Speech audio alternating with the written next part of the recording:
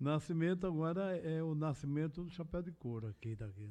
Então, com a palavra, você terá o tempo. Boa tarde a todos e a todas. Eu quero, primeiro, me coloco não só representando aqui o Comitê Nacional de Respeito à Diversidade Religiosa, que é um colegiado vinculado, estará vigindo por enquanto, né, não sei, ao menos até o final do ano, no Ministério dos Direitos Humanos, e que tem como função atuar e recomendar e dialogar com o setor, com o Estado, no que tange às políticas ligadas ao respeito aos direitos humanos para a diversidade religiosa, direito à liberdade religiosa, combate à intolerância religiosa e defesa da laicidade. Mas também aqui, junto com um colega do Comitê Distrital de Diversidade Religiosa, o professor Fernando, o João Breia também está ali compondo. Esse Comitê Nacional, na verdade, antes que a nossa querida pastora Rome e o próprio professor Fernando também já integraram em colegiados anteriores, e a quem eu também os cumprimento com os demais membros da mesa, e ao querido Luiz Couto, nosso querido Luiz Couto. Também falo em nome da Iniciativa das Religiões Unidas, que é um organismo global que trabalha com presença em quase 980 cidades no mundo, nascido a partir dos 50 anos das Nações Unidas, e que trabalha diálogo e cooperação interreligioso, com mais de 100 religiões presentes em cerca de 107 países. Nós coordenamos o grupo do Distrito Federal, além também do Encontro à Nova Consciência, que é uma atividade que anualmente acontece há quase 29 anos em minha cidade, Campina Grande, Paraíba, que atua na defesa de vários temas, dentre os quais a temática da diversidade religiosa.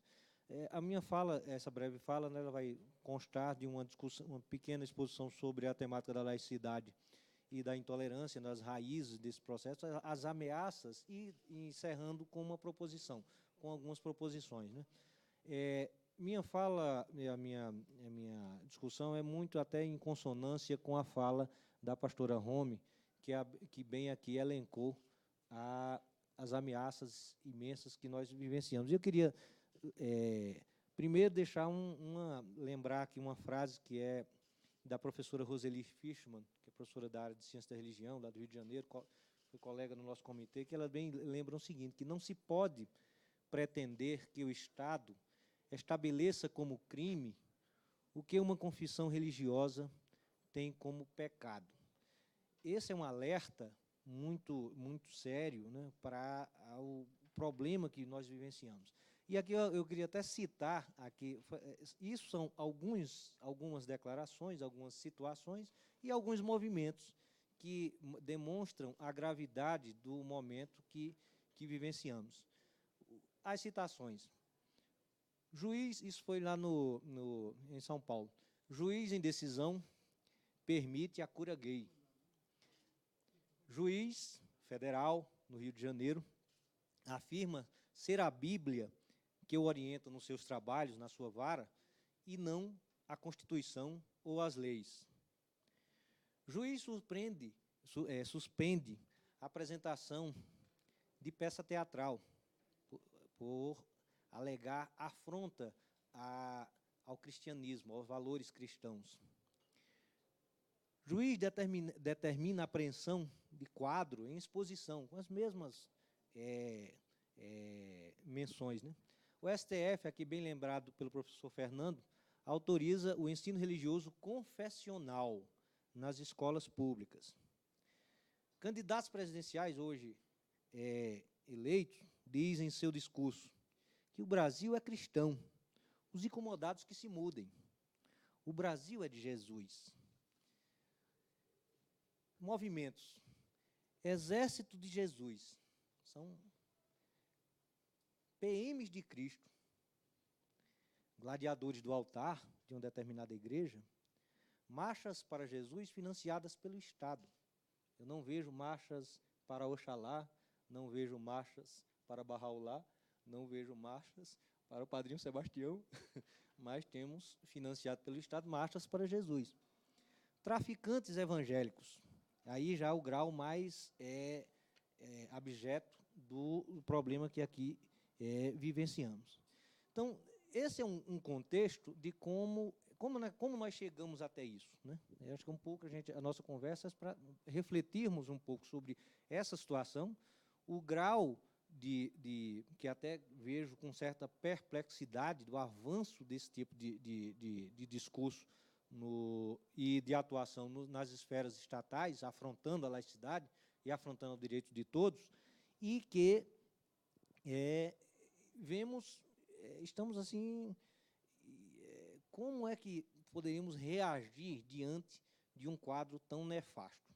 É claro que a violência, eu acho que a gente deve dividir aqui os problemas. Uma questão é a intolerância religiosa, que dentro do nosso contexto de discussão, ele é um dos efeitos desse processo, mas aí por várias e várias causas, então, outras causas históricas, inclusive, e outros, o aspecto da laicidade, da defesa da laicidade, e o que perpassa esses dois problemas, aquilo que também já foi mencionado na mesa, que são quem fomenta ou quem são hoje os maiores fomentadores desses processos de violência, de perseguição, de tentativa de impor ao Estado crenças que são destes grupos estes que falam mentirosamente, de forma descarada, como sendo ou como representantes do cristianismo, como se o cristianismo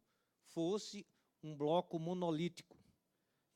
Isso é uma coisa que tá aqui as nossas queridas pastora Val e pastora Rome devem também, pastora Val deve tratar isso, e isso é que é perigoso. Esses grupos tentam, e aqui tem suas representações neste congresso, falar ou vocalizar ideias e propostas como se estas fossem uma unanimidade ou fossem a representação dos valores, ditos valores cristãos, e não é.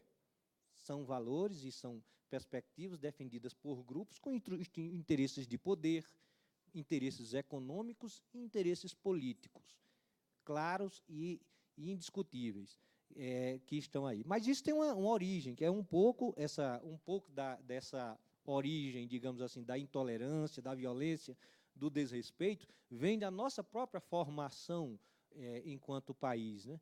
Nós, desde o processo de início, a dita colonização, em que os 300 e tantos povos indígenas foram dizimados quase que totalmente, suas culturas, e implementa-se até hoje um etnocídio, verdadeiro etnocídio. Quando o professor Fernando aqui mencionou o projeto 160, PLC 160, no Senado Federal, que é a Lei Geral das Religiões, aliás, e mais um outro projeto que tramitou aqui na Câmara, tem lá um artigo que garante o direito à evangelização indígena. Pois bem, nós voltamos a 400 e tantos anos atrás, em que pessoas ou legisladores, pseudo-legisladores, querem impor, em forma de lei, a obrigação ou a possibilidade da evangelização indígena. Ou seja, a contínua desconstrução, contínua destruição e desrespeito para com todo, sem nem falar nas questões de ordem étnica, mas todo o conjunto e as visões, as cosmovisões de todos os povos indígenas brasileiros, que permanecem assim. Depois, os negros, aqui trazidos como escravizados e trazidos para cá, e suas religiosidades. Então, e é interessante, por exemplo, lembrar os primeiros documentos brasileiros, no Brasil, de 1707, falar um pouco sobre essa matriz dessa violência, a matriz dessa brutalidade e de preconceito. Em 1707, ninguém pode nem falar dos ditos Estado Islâmico, que nem é nem Estado nem Islâmico, condenar os outros à morte por não crerem na perspectiva deles. Aqui nós tínhamos pena de morte no Brasil, pena de morte para quem fosse judeu, fosse descoberto como sendo judeu. E aquele em que, por acaso, escondesse um judeu ou não o denunciasse, morreria também. Documentos do Arcebispado da Bahia, de 1707. Então, essa brutalidade, essa ignorância, essa forma de desrespeito criou raízes. E aí, os protestantes, quando aqui vieram, as primeiras igrejas, né, aí bem Rome e Val sabem quão sofreram no Brasil quando vêm as primeiras igrejas protestantes históricas para aqui se estabelecer. Também o fizeram. As matrizes africanas até hoje. Eu sou da Paraíba, aqui com o nosso querido Luiz Couto. Nós no estado da Paraíba, na década de 60, é que foi permitido, não me lembro o nome do governador, que foi João Agripino. João Agripino, o ex-governador, foi que proibiu, acabou com esse negócio. Terreiro, templo de matriz de um bando de candomblé, para poder funcionar, tinha que pedir permissão na delegacia. Então, não é, quando a gente fala década de 60, é ontem, do ponto de vista histórico. Do ponto de vista histórico, é ontem. Então, esse processo tem esse viés. E aí, um aspecto, vem a laicidade. Como bem o professor mencionou aqui, a Lei 119A, que é de 7 de janeiro de 1890, ela acaba com o regime do padroado no Brasil, o Brasil ter uma religião específica, e institui, isso mesmo antes da nossa primeira Constituição republicana, que é de 1891. Então, essa lei, que foi cunhada por Rui Barbosa, ela separa o Estado e Igreja. E o Estado laico, um Estado que não professe uma fé, um Estado que não tenha uma associação com religiões, quaisquer que sejam elas, no sentido de que estas religiões influenciem ou atuem no Estado, impondo suas perspectivas, houve essa separação em 1890. Agora, do ponto de vista legal, nós somos, sim, um Estado laico, mas essa laicidade é permanentemente construída. E todo o nosso arcabouço jurídico e legislativo, ele criou-se um modelo que é o chamado pluriconfessional, no caso no Brasil, em que ele buscou atender, acomodar todos os interesses de respeito às diversidades religiosas em um modo geral, embora, na verdade e no concreto, nós vejamos isso, que beneficia só aos grupos que são, embora haja a previsão legal, no concreto ela não é observada. Exemplo, nossa Constituição e as leis, direito à atuação em hospitais, atuação carcerária, o culto, o ministro religioso, o casamento, o reconhecimento do casamento civil, etc., direitos trabalhistas, no caso do ministro religioso, etc., etc., etc. Nosso arcabouço jurídico absorveu uma perspectiva, em tese, de respeito a uma diversidade. Mas, infelizmente, no concreto, como eu disse, quero ver um sacerdote de matriz africana entrar nos presídios com certa tranquilidade, ou em hospitais, duvido que isso aconteça. E aí nós temos um agravante, que aí já partindo para essa temática. Sim, voltando à questão da laicidade. A laicidade, que aí a gente escuta, inclusive, deputado, aqui no Congresso temos alguns parlamentares que têm um discurso que é incrível, né? Você fica, como é que uma coisa dessa chegou ao parlamento? E aí o discurso que aqui, o Estado laico não é um Estado ateu. Assim, o que é que tem a ver uma coisa com a outra? Estado ateu seria se o Estado proclamasse Deus ou os deuses, porque não existem. Não é isso. Um Estado laico não é nem refratário às religiosidades, ou à liberdade religiosa, ao respeito, nem muito menos associado a ele. Se ele não é ateu, muito menos é religioso. Então, esse tipo de discurso que a gente vê, que termina sendo de fala, termina sendo utilizada para os interesses de imposição desses projetos esdrúxulos e verdadeiramente patéticos que tramitam por aqui, é algo que a gente tem que se denunciar. E aí nós vemos o nosso problema. Como nós chegamos ao problema atual? Nós tivemos, sim, nesses últimos 35 anos, de uma forma muito acirrada, deputado, uma mudança do panorama religioso brasileiro, nacional. E essa mudança que era até a década de 90, antes da década de 80, quase de 90% de representação de católicos romanos, isso foi diminuindo e houve um crescimento imenso de segmentos do cristianismo, já pulou, do cristianismo, do cristianismo protestante, em especial os grupos neopentecostais, que, de uma forma natural, e nós não somos contra isso, o problema não é nós estamos aqui criticando quem quer que seja que busque a sua atuação ou a sua atuação política, ou nas esferas, contanto que estas atuem de forma republicana. Então, esse contexto levou em um primeiro momento, a uma absorção ou uma presença cada vez maior dentro dos legislativos, não é só o nacional, mas dentro do Legislativo Nacional, de bancadas religiosas. E essas bancadas religiosas passaram a apresentar propostas as mais esdrúxulas, desde PEC 99, como bem, e a lista é gigantesca de projetos, os mais esdrúxulos, né? Então, desde criacionismo nas escolas, Bíblia nas escolas, ter que citar trechos e leitura de Bíblias, que eles chamam de valores familiares, escola sem partido, etc, etc, etc. Escola sem partido, vale bem dizer, hoje, inclusive, está tendo mais uma das audiências, e um projeto que copia um projeto dos Estados Unidos, da área do cinturão da Bíblia, que tentava impor, buscou na época, impor às escolas públicas o ensino de criacionismo. Então, aqui se traz esse projeto, amplia-se com outras perspectivas, no sentido de atacar o direito à cátedra e ao direito ao ensino. Então, nesse contexto, se constitui um desses exemplos. Então, as bancadas, ou esses grupos, que infelizmente não foi só no Legislativo que houve esse aumento dessa presença religiosa, de uma forma extremamente negativa, porque é um aumento de uma presença religiosa junto a estruturas do Estado, que não é só no Legislativo, junto a executivos. O último pleito eleitoral, os prefeitos eleitos decretavam, tiveram vários decretos, cidade tal está liberta das potestades demoníacas, blá, blá, blá, quer dizer, coisas desse tipo. Então, isso é uma total subversão de uma perspectiva republicana.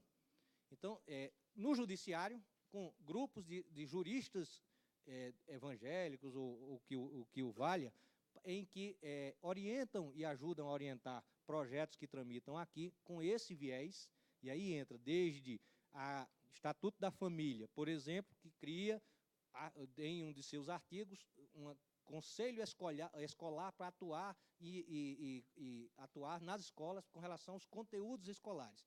Esquece LDB, esquece diretrizes curriculares nacionais, esquece os parâmetros nacionais curriculares, etc, etc. Passa por cima de tudo, mas isso vai ter. E já foi, que eu saiba, já aprovou aqui na Câmara, está tramitando aí. Então, você tem as mais diversas proposições que trazem nesse contexto, que é o que esses grupos hoje tragam, uma pauta moral em que é verbalizada diuturnamente, e o exemplo da decisão eleitoral, aí, no último processo eleitoral, é um exemplo cabal dessa falácia, e esse processo se agrava agora, na medida que, a partir dos resultados eleitorais que nós tivemos, o Congresso que irá advir ainda é pior do que, em muitas representações, dos que hoje estão aqui. Isso no contexto destes grupos que atuam de forma extremamente aviltantes à Constituição, aviltantes ao direito à liberdade religiosa, aviltantes ao direito e ao respeito à diversidade religiosa. E é contra isso contra essas situações que nós devemos, já encerrando, passando a nossa proposição, a qual não só devemos reconhecer o papel desta comissão, que espero não seja cooptada por esses grupos no próximo ano, que já existe, já foi verbalizado isso, os grupos tomarem pé, mais uma vez, como foi no passado, por um único ano, dessa comissão, que é o único espaço, ou o principal espaço no Legislativo Nacional, que recebe e acolhe todos e quaisquer atingidos no país, todos e quaisquer temas. Então, manifestamos nossa preocupação, reconhecemos essa Constituição e seus membros, e todos aqueles que o fazem nessa luta, e nos somamos no sentido de defender. Mas não só isso. Temos uma rede nacional ligada à diversidade religiosa, Rede Nacional Renadir, que congrega entidades, organizações, segmentos e que está sendo refortalecida, digamos assim, segmento acadêmico, segmento dos mais pessoas, movimentos, etc., que atuam na temática da defesa da liberdade religiosa e do combate à intolerância, e nós queremos usar esse espaço para nós, temos sim que nos organizar, porque o que está previsto, nós estamos lutando contra um neofascismo que venceu as eleições, não quer, de maneira nenhuma, esses grupos que promovem isso, não querem diálogo ecumênico, não querem diálogo interreligioso, não querem respeitar direito de ninguém. Eles têm interesses que fogem e são alheios à questão da espiritualidade e ao respeito a ele. Então, esses grupos estão empoderados, deverão ainda mais buscar um reforço, e contra esse tipo só temos que atuar de maneira em cima da lei, de maneira firme e denunciando todos esses processos. A Renadir convoca a todos vocês, quem quiser, as entidades que possam se associar, nacional, e nós para ampliarmos as nossas atuações. Com isso, encerro minha fala, agradecendo mais uma vez, querido Luiz, por essa oportunidade tão necessária de trazer esse tema em um momento tão grave que vivenciamos. Muito obrigado. Muito obrigado, Elianildo. E quero